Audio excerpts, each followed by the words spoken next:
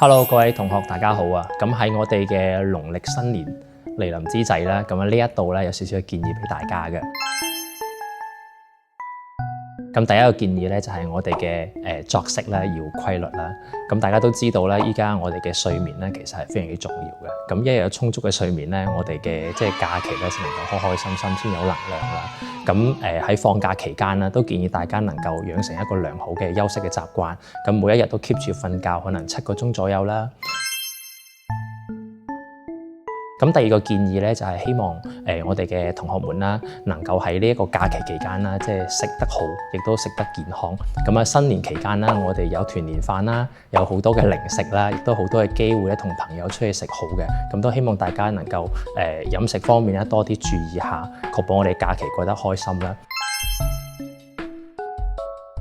咁第三咧，就係我哋呢一個嘅活動要多元。咁其實我哋嘅新春假期啦，有啲學校就放1個星期，有啲可能2個星期多啲。咁呢10幾日都希望各位同學勞逸結合啦，亦都可以睇下書啊，做下功課啊，睇下電視。